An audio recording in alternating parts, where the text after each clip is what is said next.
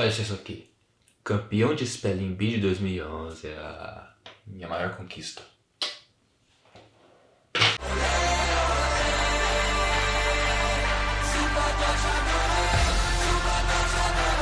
E agora é a vez do grupo E, né? Um grupo com histórias interessantes, confrontos animados e da segunda maior seleção da história, a Alemanha. Os alemães vêm em busca de voltar na sua posição de grandeza por qual eles são tão conhecidos, mas que nos últimos 8 anos têm ficado abaixo disso. Foram 4 torneios jogados, nenhuma semifinal, o que é algo raro para a Alemanha, e nas 2 últimas Copas do Mundo eles pararam na fase de grupos. Esse foi o trabalho dado a Julian Nagelsmann quando assumiu a seleção há 2 anos e meio. O jovem técnico com sucesso no RB Leipzig e no Bayern de Munique teve o trabalho de reerguer esse time e trazê-lo de volta à prateleira das grandes seleções, e acho que tem tido algum sucesso nisso. A Euro passada para a Alemanha pode ter terminado nas quartas, mas eles jogaram um bom futebol e só foram eliminados contra os eventuais campeões num jogo apertado e polêmico. Ainda assim, as coisas não foram simples desde então. O time sofreu com lesões no elenco e alguns jogadores caíram de rendimento em seus clubes, o que atrapalhou na evolução desse time, mas ainda assim eles vêm para essa Copa com um elenco bem capaz. Esse é um time que gosta de se impor contra os oponentes e dominar bem a partida, porém são suscetíveis ao contra-ataque e sofrem até que bastante gols, pelo menos mais do que eu esperaria da Alemanha. O goleiro certamente não é do mesmo calibre que se espera dele, já que o fantástico Neuer se aposentou da seleção, então o titular deve ser o Baumann, que não é ruim, mas está longe de ser um Neuer, né? Apesar dos problemas de recomposição defensiva do time, a zaga alemã tem nomes bons, com a dupla titular sendo composta por Jonathan Tah e Schlotterbeck, com o Rudiger tendendo a ser reserva. Nas laterais, ele sofre com uma falta de opções na direita, tanto que usa o Kimmich aí, que é volante do Bayern e um baita volante, mas como lateral para a seleção, ele tem ido bem. A esquerda está com mais opções aí, com o Raum sendo provavelmente o titular, ele vem de temporadas muito boas com o Leipzig. Uma opção aí que é boa, mas que não vem sendo convocada, é o Mittelstadt. O que é uma pena, né? Porque ele é um lateral muito bom do Stuttgart, mas o Nagelsmann não tem dado muita atenção a ele e não sei se vai ir para a Copa. O meio campo alemão joga geralmente com 2 volantes e acho que uma falta de opções aí, tanto que ainda devem usar o Goretzka aqui, que é um nome experiente, de alto nível, mas que não vem tão forte nessa temporada, tanto que ele mal foi usado na Champions, né? Junto com ele deve jogar o seu companheiro de time, o Pavlovic, com o Pascal Gross sendo uma opção boa para jogar no lugar de ambos. A posição de 10 do time está com desfalque duro, já que o Gnabry se lesionou e está fora da Copa. Então a opção que mais faz sentido para ser usada aí é o Musiala, jovem muito talentoso, mas que perdeu a maior parte da temporada por causa da séria lesão que sofreu no Mundial de Clubes. Porém já voltou a jogar esse semestre e tem ido bem. Daí falando mais do ataque, a Alemanha é um time que faz muitos gols no geral, mas às vezes passa em branco em jogos importantes, e acho que isso se deve pela indefinição de certas posições aí. Não é o caso da ponta esquerda, ela deve ser ocupada pelo Florian Wirtz, craque de bola e que na data FIFA de março foi fenomenal contra a Suíça, então eu tenho expectativas boas para ele na Copa. A ponta direita é mais incerta, mas eu acho que vai acabar ficando para o Leroy Sané. E centroavante é uma dúvida, não achar aquele nome confiável mesmo, isso gera problema para eles. Ao meu ver, um Davi seria a opção mais lógica, mas quem tem sido mais usado que ele é o Havertz, que não é uma opção de centroavante que gosto muito e que nem conseguiu jogar direito essa temporada. Quem creio que vai acabar sendo titular é o Woltemade, que foi muito bem na Bundesliga passada, mas nessa temporada, agora na Premier League, não se destacou tanto. Eles têm uns problemas importantes ainda, né? Mas esse ainda assim é um dos times mais fortes dessa Copa e tem potencial para crescer, ir longe até e fazer o que a gente espera que uma Alemanha faça num torneio desses. Curaçao, né? Outra surpresa da CONCACAF para esse ciclo mundialista, né? Vão se tornar agora nessa Copa a menor seleção, o menor país a ter jogado uma Copa do Mundo, tanto em área quanto população. 150 mil habitantes, 444 km² de área. Vai ser difícil superar esse feito. E para um país tão pequeno, os desafios para essa Copa são bem grandes. Nenhum adversário tranquilo para os caribenhos, que vem na visão de muitos, incluindo a minha, como a seleção mais fraca da Copa. É uma seleção que conta uma história parecida do Haiti. Eles apareceram no radar em 2019 na Copa Ouro daquele ano, onde ambos foram muito bem e mostraram ter um time competitivo para a CONCACAF, mas que nos anos seguintes não avançaram muito. Daí em 2024 adiante, com a chegada de um novo técnico e também novos jogadores de mais alto nível, elevaram seu patamar. O feito de Curaçao só não foi tão surpreendente quanto o do Haiti, porque era um grupo bem mais fácil, né? Só a Jamaica que impedia eles de irem para a Copa, e como nós sabemos, a Jamaica tem até time, mas sempre vacila. O homem que foi o ponto de virada para Curaçao foi o super experiente Dick Advocaat. Ele que comandou a Holanda na Copa de 94, ganhou a Liga Europa com o Zenit em 2008 e que teve outros trabalhos interessantes.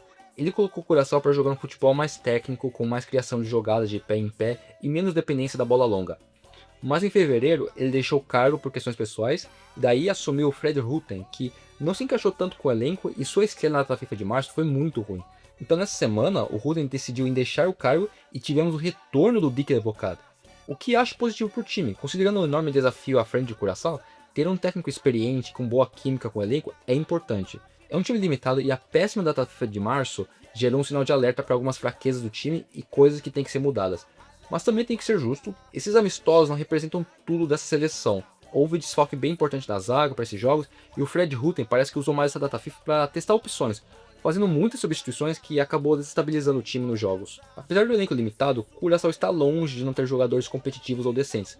Quase todo o time é da diáspora, nasceu na Holanda, filhos ou netos de imigrantes de Curaçao, e boa parte do time joga ou jogou na Eredivisie. O Gol vai contar com o experiente Loirum, ex-titular de Eredivisie e MLS, mas que hoje atua na segunda divisão dos Estados Unidos. A defesa de Curaçao se mostrou um grande problema na data FIFA, e realmente há poucas opções bem confiáveis aqui. O titular absoluto da zaga é o Obispo do PSV, que foi o grande desfalque da data FIFA. Hoje, ele é o jogador de mais alto nível do time, tendo jogado múltiplos jogos de Champions e sendo titular em alguns deles. Quem geralmente joga com ele é o Gary, mas esse cara é ruim, jogador de segunda divisão saudita e foi um dos piores do time em março.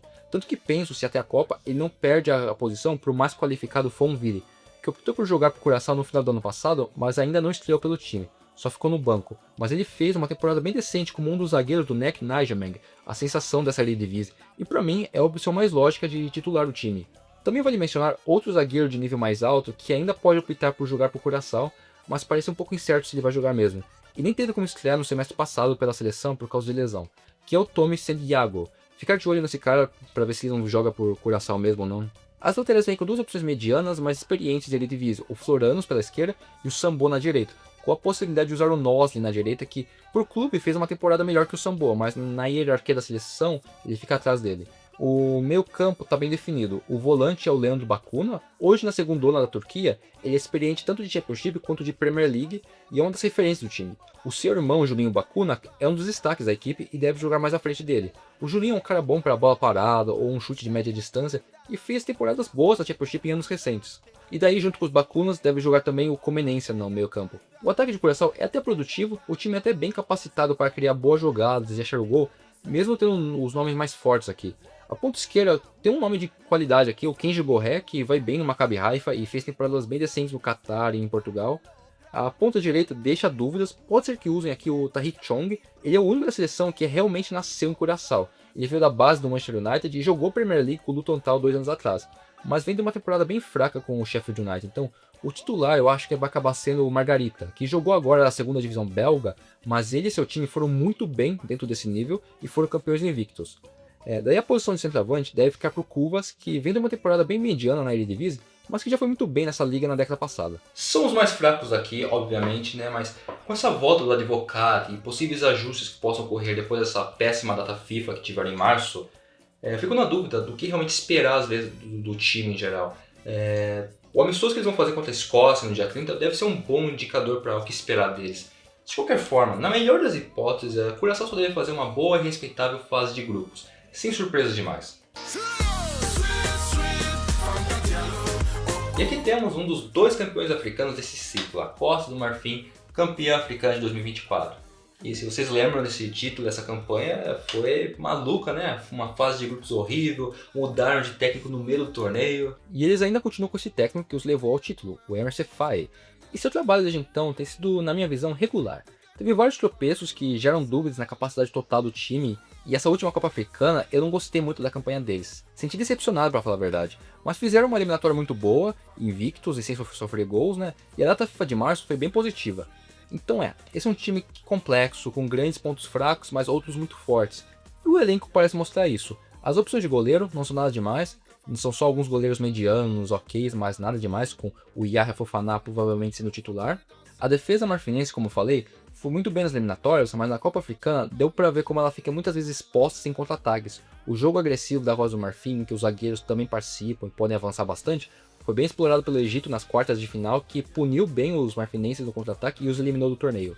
Porém, sendo bem postada, tende a ser uma defesa até formidável, tendo aqui o bom zagueiro da Roma, o Indicá, e também o Kosono, que vinha de temporadas até boas, mas a atual tem sido meio ruim. Então é possível que usem aqui o Diomandé ao invés dele. A lateral direita está bem representada. Há uma disputa boa pela titularidade, estando entre o Singo ou o Guela Doué, que faz uma ótima temporada na França e por isso eu imagino ele como titular. E sim, ele é o irmão do Désiré Doué. A lateral esquerda daí já não tem muitas opções, ela vai acabar ficando pro Gislan Konan mesmo. O meio campo titular da Rosa do Marfim é muito bom, o Sangaré deve ser o volante titular, com o Kessié e o Olaí jogando de meias mais avançados. O Olaí, que foi uma revelação nessa temporada, fez um bom campeonato turco e ganhou a titularidade, que antes eu imaginava mais pro Seko Fofana, que não está no mesmo nível dos seus tempos de Lens, mas ainda é uma opção sólida para o time. É um meio campo sem muita profundidade, então desfalques aqui podem tirar bastante qualidade do time.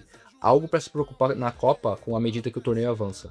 O ataque é cheio de opções fortes pelas pontas, com o lado esquerdo ficando para o Yang Diomandé, uma das grandes revelações da temporada e um jovem muito bom de bola, de drible. Ele pode brilhar nessa Copa, tendo as boas alternativas do Adingra, do Godo e do Touré. Daí a ponta direita fica para o Amad Diallo, um dos principais nomes do time, com o PP, que fez uma bela temporada na Espanha, sendo alternativa para a posição. Mas daí o ponto fraco desse ataque é o centroavante, posição sem muitas opções e com bastante dúvidas. Eles têm agora a opção do Arri aqui, que optou por representar o time agora nesse ano. Ele não vem num momento tão bom, mas há poucos anos atrás vinha fazendo boas temporadas na Ligue 1. Porém, o titular mesmo aí deve ser o Guessin, que a temporada passada dele na França foi muito boa, mas agora na Premier League não conseguiu se adaptar e ir bem. Porém, ainda assim, ele deve ser o favorito para a posição. Essa questão do centroavante pode ser um problema para a Costa do Marfim mesmo, né? Pode afetar muito a letalidade do seu ataque e que pode custar bastante num grupo que tem de ser apertado, muito por causa da disputa que eles devem ter com o Equador, em teoria, pelo segundo lugar. De qualquer forma, eles devem passar de grupo, eu acredito que eles consigam, e que podem fazer um mata-mata bem legalzinho, respeitável, sabe? E chegamos agora ao Equador, seleção que fez a façanha de ser a segunda melhor das eliminatórias sul-americanas, mesmo tendo começado com 3 pontos negativos, né? Dá pra acreditar? É isso aí. Não sei se vocês lembram, mas o Equador tinha começado as eliminatórias com uma punição da FIFA, começando com 3 pontos negativos, e ainda assim foram segundo colocados na tabela. O time sob o comando de BKSS, há quase 2 anos, conseguiu tal feito por meio da sua defesa, que foi a melhor de toda a eliminatória, e essa força defensiva equatoriana é algo que tem definido bem a seleção já faz uns anos. 4 anos atrás eles já tinham essa característica, mas acho que agora isso só ficou melhor. Hoje o Equador tem uma das melhores defesas do futebol internacional. Outra coisa que não se perdeu de 4 anos atrás, mas daí algo ruim, é a fraqueza ofensiva equatoriana. Esse é um time que não faz muitos gols, até tem um estilo de jogo meio agressivo, pressiona o adversário e tudo mais, mas não converte direito as suas chances em gols. Isso vai ficar mais claro quando formos falar do ataque. Mas apesar da deficiência na frente, o elenco equatoriano é bem sólido e com nome de destaque. O gol nem tanto, mas o Galíndez ainda assim tem sido um bom goleiro no campeonato argentino e deve cumprir bem a função de titular. A defesa, como eu falei, é o ponto forte do time, e aqui temos zagueiros muito bons como o Ordóñez, o Pache do PSG, o Hincapié do Arsenal, ou seja, 2 finalistas da Champions atual, com um já tendo sido campeão ano passado. O Hincapié, apesar de ser mais zagueiro no Arsenal, ele também pode atuar como lateral esquerdo, e é assim que ele geralmente é usado na seleção. O Stupinhan atua por aí também, e era um dos principais nomes do time nessa década, mas essa temporada agora no Milan não deu muito certo para ele, e ele tende a ser reservado do Hincapié no time.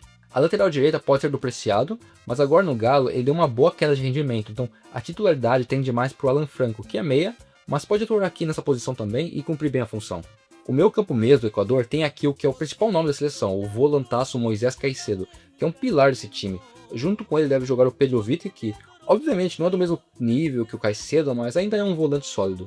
10 pontas, me parece ter certeza aqui, e falta de opções bem confiáveis mesmo. Daí agora a gente entra na fraqueza do Equador, que é o ataque, que realmente falta opções. A ponta esquerda tende a ficar para o ângulo, que depois de umas temporadas fracas na Bélgica, nessa ele desencantou no primeiro semestre, e daí foi para a Premier League, onde ainda não se encaixou por lá.